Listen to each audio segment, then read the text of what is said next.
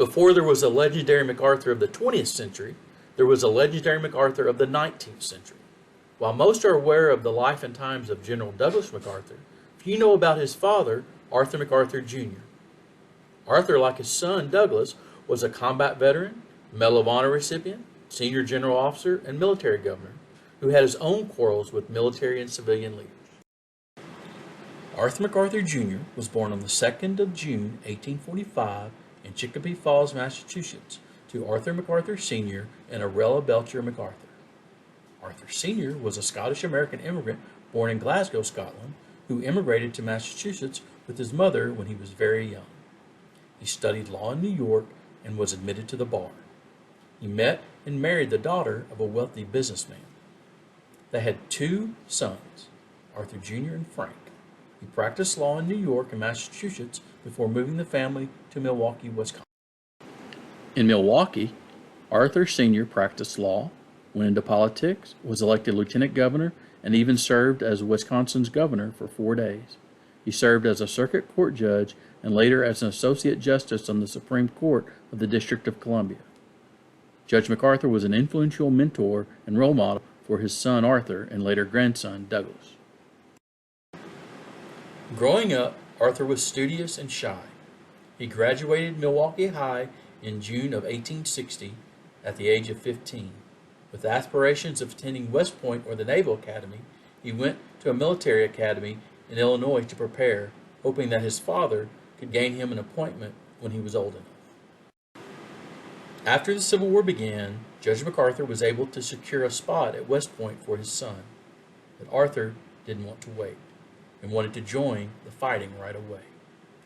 After much angst, Judge MacArthur finally relented and used his political connections to get 17-year-old Arthur an appointment of first lieutenant to the 24th Wisconsin Volunteers as regimental adjutant.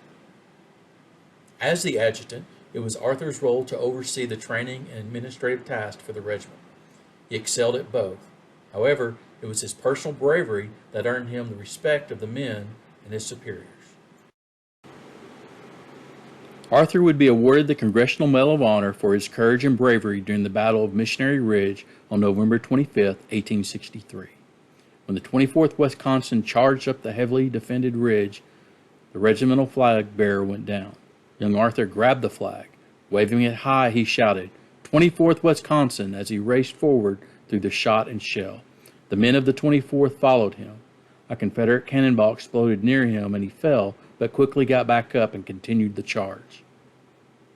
The 24th Wisconsin was the first unit to the top of the ridge, and with flag in one hand and now a pistol in the other, 18-year-old Arthur jumped over the enemy breastworks and charged after the retreating Confederates. He didn't stop until he planted the flag in front of the tent that had been General Bragg's headquarters.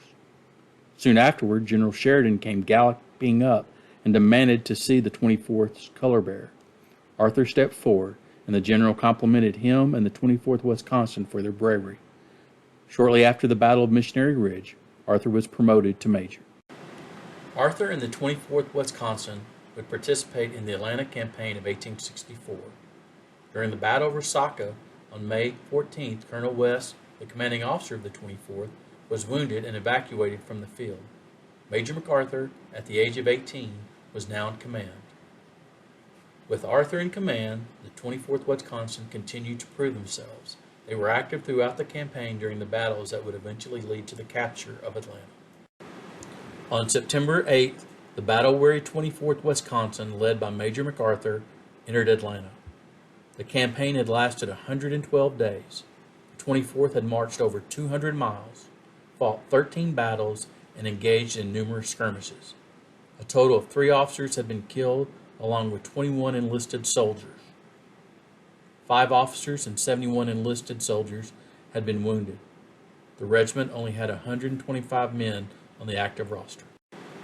For Arthur, the triumph of Atlanta's capture was tempered by the sad news that he received that his mother, who had been mentally ill for years, had become worse and feared near death. His father felt that he should visit her.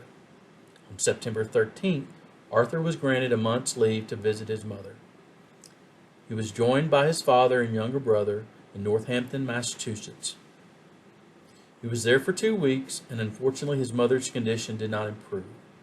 When his leave was almost up, he said goodbye to her, his father and brother, and returned to the 24th Wisconsin. His mother passed away on November the 10th, 1864, at the age of 46.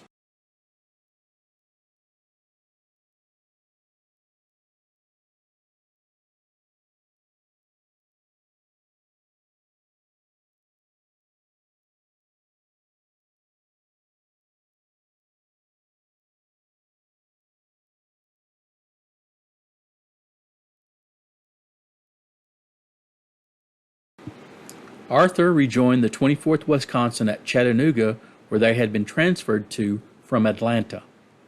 The regiment now had a strength of 250 enlisted men and 16 officers. With the re-election of Abraham Lincoln as president, military leaders wanted to end the war quickly. General Sherman planned to march from Atlanta to Savannah with the hopes of then attacking the Carolinas and linking up with General Grant to trap Robert E. Lee in Virginia. The 24th Wisconsin, part of the Army of the Cumberland, would remain in Tennessee to guard the state from invasion from General Hood, who had retreated the Army of Tennessee to Alabama after the fall of Atlanta. Unable to challenge Sherman on his march to the sea, Hood hoped invading Tennessee would draw Sherman away from the heart of the Confederacy. But Sherman paid no attention to him, as he knew the Army of the Cumberland would be waiting. At the Battle of Franklin, Tennessee, on November the 30th, 1864, General Hood attacked the Union Army. The 24th Wisconsin and Major MacArthur withstood numerous attacks. While leading the men, Arthur was shot in the leg and shoulder. The wounds were serious. He was carried from the field and eventually evacuated to a hospital in Nashville. After a few months of recuperating in the hospital, Major MacArthur was given 6 weeks of medical leave to return home to Milwaukee and complete his recovery. He returned home to a hero's welcome. His friends and friends of his father regularly visited him during his convalescence. For his bravery and excellent leadership, he was promoted to lieutenant colonel, making him at 19 the youngest lieutenant colonel in the Union Army, earning him the nickname the Boy Colonel. Colonel MacArthur returned to the 24th Wisconsin near the end of hostilities. When the war ended, they returned home from Nashville by train to much fanfare. A week later, the 24th mustered out of the Army after 2 years and 10 months of service. With the war over, young Arthur wanted to continue in the regular Army, so he applied for a commission. During the war, the military had swelled to over 500,000. But now the Army was scaling back to its peacetime size of 54,000 enlisted and 3,400 officers. Several other veteran officers applied for commissions as well. Finally, after months of waiting, he was offered a commission of second lieutenant. He had hoped for a higher rank, but considering the number of applicants for commission, he was fortunate to get one at all. He accepted it, and so began his regular U.S. Army career. He was quickly promoted to first lieutenant and assigned the task of guarding railroad construction out west. He then was promoted captain, assigned as commander of Company K of the 13th Infantry, and sent to Jackson Barracks in New Orleans. It was at a Mardi Gras party in New Orleans that Captain MacArthur met and fell in love with Mary Pinckney Hardy. Arthur would affectionately call her Pinky. She was from Norfolk, Virginia, where her father was a wealthy businessman. She had 4 brothers who had fought with the Confederacy during the Civil War. They married on May 19, 1875, at St. Mary's Catholic Church in Norfolk, Virginia. The reception was held at her family home, River Edge. 2 of her Confederate veteran brothers refused to attend the wedding. After their wedding, Captain MacArthur was assigned to Washington, D.C., and 1 year later their first son, Arthur III, was born on June 1, 1876. Captain MacArthur was ordered to return to duty in New Orleans at Jackson Barracks. After the MacArthur's second son, Malcolm, was born on October 17, 1878, they were on the move, this time to Little Rock Barracks in Little Rock, Arkansas. Their third son, Douglas, was born on the 26th of January, 1880, in Little Rock at the former Arsenal building converted into living quarters for married officers. In just 4.5 years, the MacArthur family had grown from 2 to 5. In the summer of 1880, Company K, along with the MacArthur family, were transferred to Fort Wingate, an isolated post in New Mexico, 100 miles from Albuquerque. While on leave with the family at Norfolk in early April 1883, all 3 children came down with the measles. On April 12th, 4-year-old Malcolm died. In July 1889, Arthur was promoted to major and appointed assistant adjutant general. He and the family moved to Washington, D.C., where Arthur was reunited with his father, who was serving as an associate justice on the Supreme Court of the District of Columbia. After Washington, Arthur would be assigned to posts in San Antonio, Texas, and Kansas. On June 8, 1896, Arthur was promoted to lieutenant colonel, the rank he had last held 31 years earlier when he was with the 24th Wisconsin in the Union Army. However, this time it was with the regular U.S. Army. Also cause for celebration was his son Arthur III graduated from the United States Naval Academy. On April 21, 1898, Colonel MacArthur and the nation were at war again, this time with Spain over disputes in Cuba and the Philippines. Just like the Civil War, the small peacetime army needed to be expanded with volunteer state troops. Within a few weeks, the regular army was boosted by 125,000 volunteers. Arthur was notified that he would be commissioned a brigadier general of volunteers and sent to join the 8th Army Corps in San Francisco, which was preparing to leave for the Philippines. Admiral Dewey's fleet had defeated the Spanish fleet in the Philippines and awaited the arrival of the army to invade. Once the army did arrive, General MacArthur and his 3,800-man brigade would go ashore with the rest of the army. Their objective was to capture Manila. The 8th Army defeated Spanish forces easily, but faced a new problem. Filipino nationalists, led by Emilio Aguinaldo, had expected to gain full independence once Spain was defeated. The United States government, instead, made it a protectorate. Hostilities between the Filipino Nationalist Army and the U.S. Army finally boiled over when Manila was surrounded by Aguinaldo's forces. When the Nationalist Army refused to leave, U.S. forces attacked and drove them back. The U.S. Army continued its offensive, chasing after the Nationalist Army. General MacArthur's brigade won a series of battles, leading the headlines back home to declare, "'Tis Dewey on the sea and MacArthur on the land."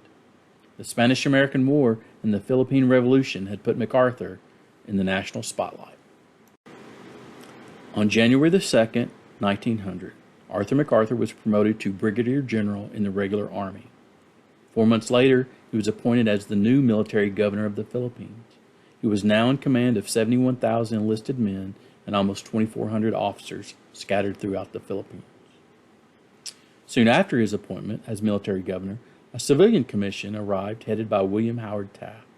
The commission was intended to advise the military governor, but MacArthur and Taft clashed when it was apparent that Taft felt he was in charge and the military should follow his advice. Almost a year after his promotion to brigadier general, Arthur was promoted to major general in the regular army. With the final defeat of the nationalist guerrilla forces, General MacArthur's time as military governor ended on July 4, 1901, when President McKinley returned control to the civilian government.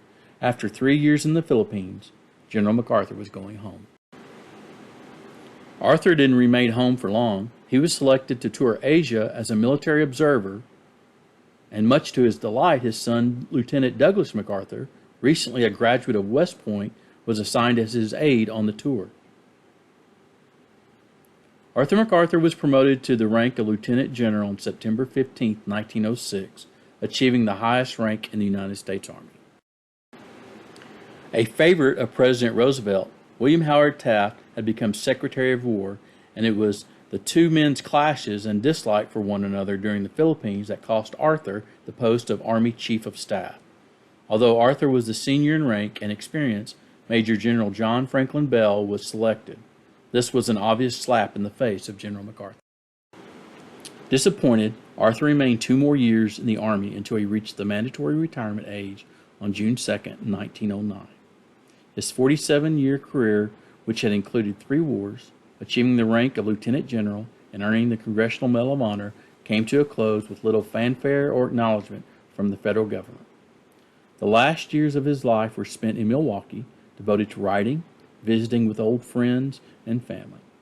He was pleased to see that both his sons were doing very well and rising quickly in the Navy and Army.